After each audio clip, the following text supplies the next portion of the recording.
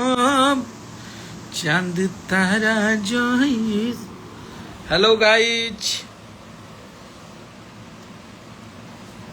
सबके नमस्ते प्रणाम। कैसन बनी आप लोग? और उम्मीद करत हनी कि आप सब बहुत अच्छा होकर जाए।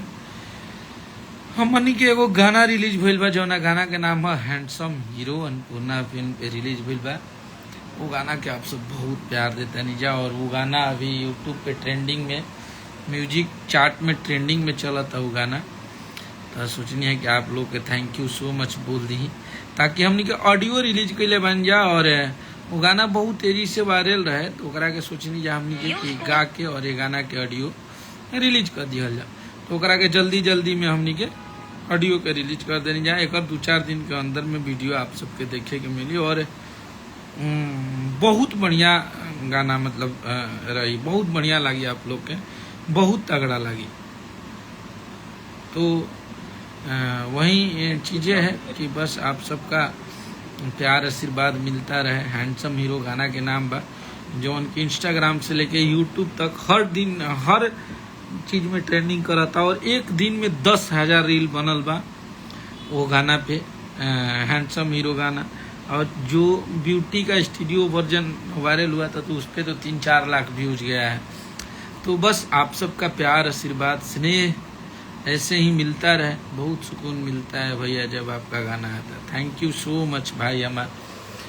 और आप लोग के भी जब प्यार मिलेला तो हमनी के बहुत सुकून मिलेला कि आप लोग हमनी के मेहनत के सराही ले जा, आप सब हमनी के मेहनत के सुनी ले जा, आप सब हमनी के मेहनत के मोहब्बत करी ले जा, प्यार करी ले जा। तो बस आप सबका प्यार आशीर्वाद दिन प्रतिदिन बढ़ता जा रहा है।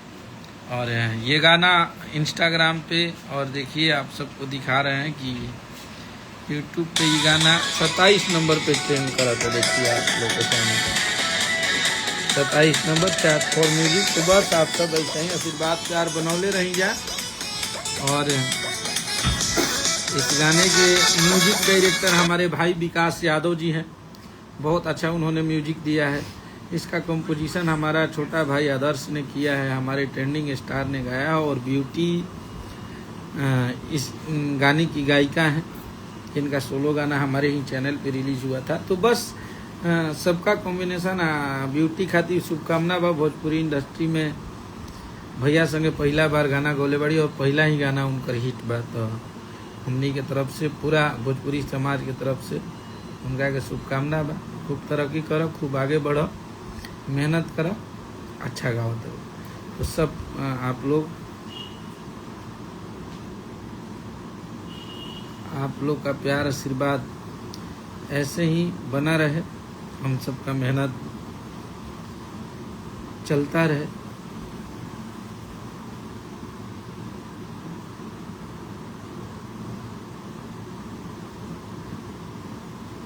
चलिए सब लोग बस ऐसे ही आशीर्वाद प्यार बनाए रखिए हम सभी पे। और ये गाना में इतना बढ़िया बढ़िया बात बा कि आप सबके बड़ी अच्छा लगी कि तो है अखिए मेरा है ख्वाब चांद तारा जैसन, कि हम प्यार करब ये प्यारी फिल्म सैयारा जैसन, कि सातो जनम साथ दे हवे बिहारी पिया, एक गो दिलवा कई बेरी तबे खेसारी पिया।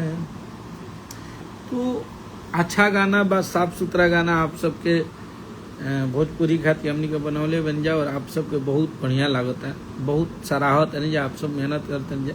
आप सब अच्छा गाना सुनब जा, साफ सुथरा गाना सुनब जा। तो उम्मीद बा कि केहू भी यह तरीका के गंदा अश्लील गाना ना गाई। केहू के इच्छा ना रहेला कि हम गंदा गाना गाई, लेकिन आजकल वह चलत। आजकल आप लोग अच्छा गाना सुने लगा जाता, हर वो इंसान अच्छा गाना बनावे लगी और अच्छा गाना रिलीज करे लगी। तो बस आप सब अपन सोच के बदली जाओ, और अच्छा गाना जौन बा, अच्छा गाना के आप लोग सुने दी जाए। थैंक यू सो मच सभी को कि आप सब ने हमारे इस गाने को इतना स्नेह और प्यार दिया है। मेरा छोटा भाई देखिए रोशन रोही, अभी भाई मेरा ट्रेंडिंग में चल रहा है। तो रोशन को भी आप लोग खूब प्यार आशीर्वाद देते हैं, और रोशन हमारा छोटा भाई है। आजीवन रोशन के लिए हम सब खड़े हैं, और सबसे बड़ा चीज़ है कि खेसारी भैया को बहुत प्यार करता है। तो रोशन, आपको बहुत सारा शुभकामना, आप ऐसे ही राज कीजिए। हम लोग को गर्व होता है कि हमारा छोटा भाई, जिसका बड़ा भाई ट्रेंडिंग स्टार, उसका छोटा भाई भी ट्रेंडिंग स्टार। अब क्या चाहिए हम सबको? बस हमारे ज़िंदगी का सारा सुकून यही है। बस आप सब लोग आगे बढ़िए और खूब नाम कीजिए। तो ये गाना के आप लोग सुनी जाओ। और ये गाना के महेश बाबा भी देख रहे हैं। हमारे बाबा कैसे हैं? तो ये गाना के वीडियो बहुत जल्द और बहुत तगड़ा और बहुत अच्छा लेवल के बना के हमने के ले जाए, ये आप सबसे वादा बा।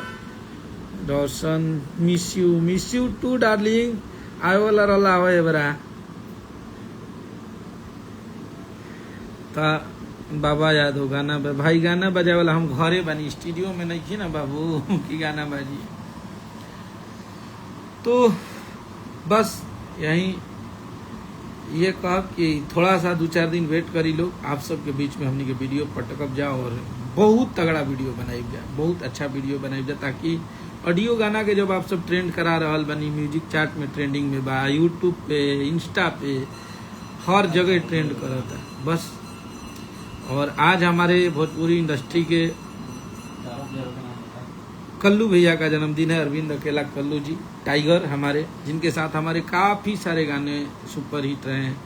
हमारे तरफ से कल्लू जी, आप कल्लू भैया, आपको जन्मदिन की ढेर सारी शुभकामना। भाई बिंदवासिनी, माता रानी आपके खुश राखस।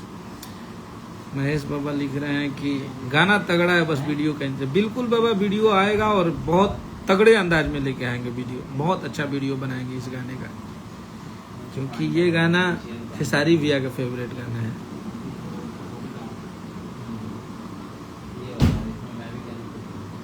तो बस आप सब ऐसे आशीर्वाद प्यार बनाए रखिए, और हम लोग मेहनत जारी रखे हैं।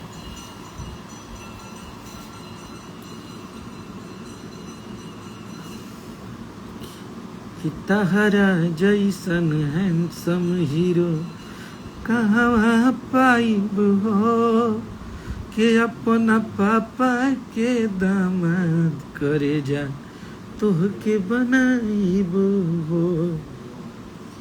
कि ये हमारी ब्यूटी, ये हमारी क्यूटी हो, घट देब ना ब्यूटी हो, कि गलिया के रुमलिया से पोछब, इहे रही ड्यूटी हो। बहुत बढ़िया बढ़िया बात, एक एक बार में बात लाइन याद आ जाता है गाना के, कि मेहनत के फल तोहके दिहल बा जरूरी सोना, दोनों बेरा दूगो चुमा मिली मजदूरी सोना।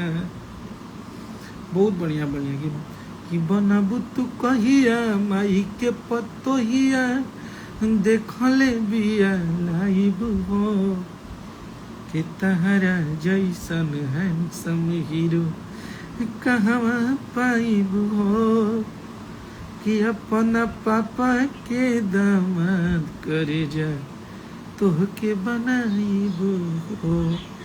तो बस आप सब ऐसे ही स्नेह आशीर्वाद प्यार देते रहिए, और हम सब मेहनत लगातार कर रहे हैं जग जग के पूरे। अभी बहुत सारे लोकगीत के गाने बन रहे हैं, लोकगीत का शूटिंग होने वाला है, तो अभी थोड़ा सा और अब की बारी जौन भी गाना आई, सब गाना यही लेवल के आई, और सब गाना आप सबके अच्छा लगे। तो बस आप सबका प्यार आशीर्वाद मिलता रहे, हम सबका मेहनत जारी है, और आप सब ऐसे ही अपने ट्रेंडिंग स्टार हिट मशीन को प्यार देते रहिए।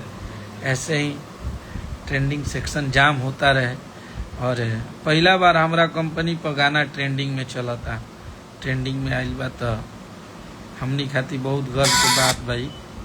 और ये 27 नंबर पे ट्रेंड करा था म्यूजिक सेक्शन में, म्यूजिक चार्ट में। तो बस आप सब आशीर्वाद प्यार बनाए रखिए, हम सबका मेहनत जारी है। हर हर महादेव, जय माता दी।